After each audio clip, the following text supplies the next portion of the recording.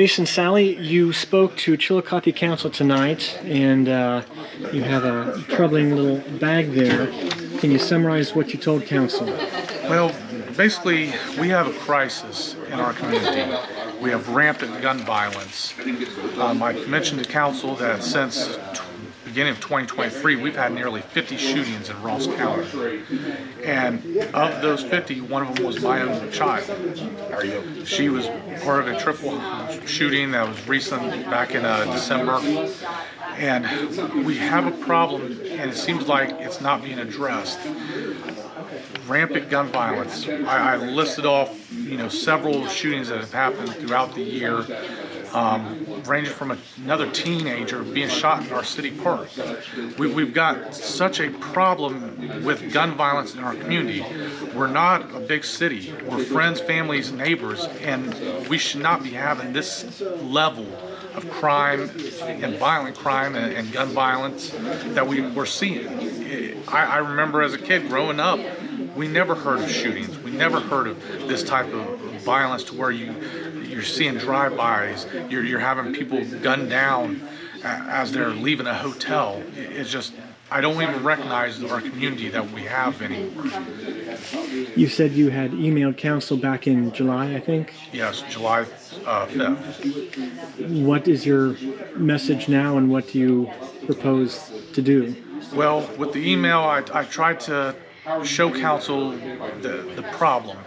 That yes, there's an epidemic of gun violence in our community, and try to implement common sense solutions, community policing, getting more law enforcement involved, addressing the mental health issues in our community.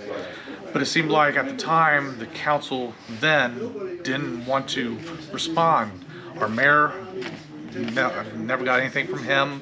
Our chief of police, only one member of Council actually returned my phone call and said, we know there's an issue, but we don't know what to do about it. So now this issue that you were trying to warn the city about has impacted you directly? Yes. Never in my wildest dreams would I have ever thought that I would get that call in the middle of the night that our child had been shot. I'd advocated for months and months prior, because we can't ignore the headlines. We see them everywhere, shooting after shooting. Homicide after homicide in small town Chillicothe. But it becomes very tangible and overwhelming when it involves your own. And that's why I brought the evidence bag, because to me this is the reminder of we're not untouchable. If there's rampant gun violence, none of our families are immune from it. Nobody is truly safe when you can walk down the street in Chillicothe and be a victim of violent crime. So what do you plan to do next? I have a meeting scheduled with state representatives and try to see what can be done on a state level, such as red flag laws. We had learned from law enforcement that the shooter in my child's case had actually been in a mental health crisis for a while and should never have had access or been able to legally purchase a gun.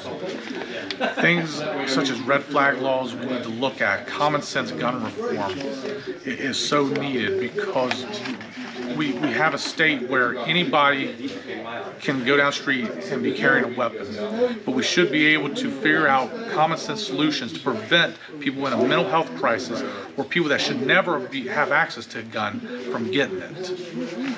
Seems like the more we try to sweep this issue under the rug, the more it's affecting families. And I never would have believed our family would have been one of them to be affected by gun violence in Chillicothe, of all places. All right, we'll see what effect your speech here, Chillicothe Council. Hopefully everything worked all right, and it's on Facebook Live and maybe YouTube, so people can watch it there. I hope so. I hope this council is willing to listen and start to address these issues, because to me it's a crisis in our community. When you've had nearly 50 shootings in this county alone in just a year, there's a problem.